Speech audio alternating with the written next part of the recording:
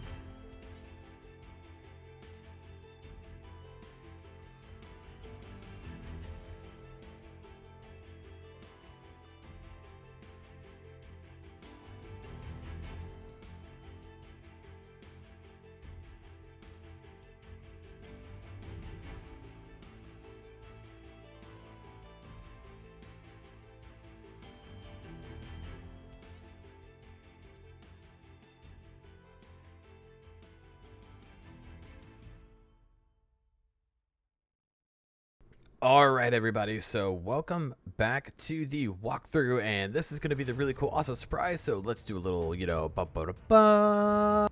And here we go. So as you can see, a little bit of that lore has come to life now on this island, and I know in the walkthrough, or in the time-lapse, I only showed you building the castle, but I wanted this to be the surprise. This is the stone that was mentioned in the lore.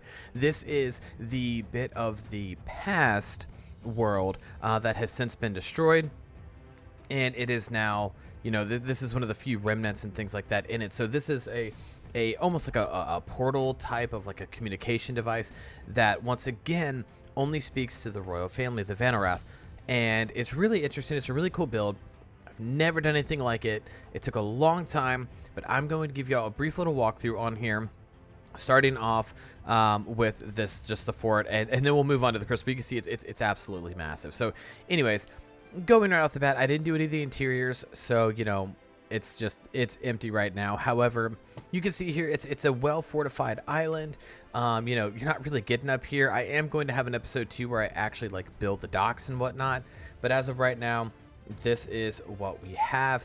And you can see here it's multi-layered. We have this really cool walls. I have 4 different blocks, very nice gradient, I think. This really cool like large tower with a trebuchet. And shout out to Paps, who is actually once again on the Elmoran build team, but he also helped me build this trebuchet. My version 1 looked terrible. This one looks significantly better. He really brought it out. It looks fantastic, and it's awesome. Have your counterweight and all that other stuff here, and it's a fantastic looking build. He really put a lot of effort into it because I could not figure it out, and then he finished it up for me. So going off of that, you could also see the towers and everything here. You can see it winds along here to the small bridge, and then this home. Now this is going to be kind of like a room and board type of place. So once again, it's empty, but it's going to be where a lot of the beds, maybe a kitchen, something like that is. And it just adds to it because it's like right here on this small little cliff area, and it just kind of blends in well. I'm going to build up that side, but I just think it looks really cool as is. And then we have another large tower for defensive trebuchet, and then these really cool pathways that go all the way along. And all in all, it's a really interesting build on top of this mountain, but I think it looks really, really cool. So like I said, let me give you a quick little walk around here. As you can see here, it's mainly just clutter. I'm going to be honest with you. This is mainly clutter. Lots of small areas like storage, spot here for firewood, a plantier, because, we always have those in the worlds. Here we just have like bows and arrows, braziers, like stuff like that. Some bow and arrows, some beer, some tables for the guards to sit and rest. We have a small garden that they could use for like herbs and stuff like that, not for actual food. That does get shipped into this, but yeah, this is a cool little spot. We have the broken wagon from the Believe mod, always cool. And then what's a small area for them to be studying the crystals and the stone, to just really make it, like document everything and kind of keep track of it all. So once again, we have the pathway down, not worried about that. We have just a small area for pretty much like parking your carts and stuff like that.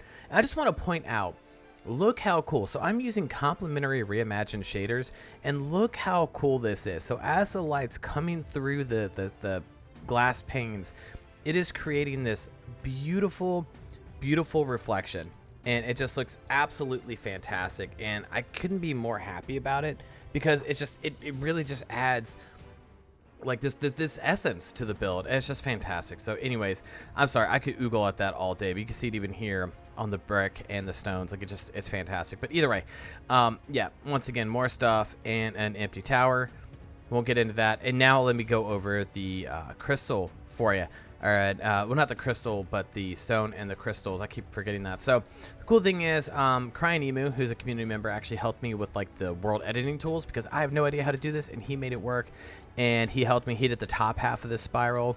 So starting like right there, I went down, he went up, and it's a really cool spot here. You can actually see the colors shining up against the stone as well.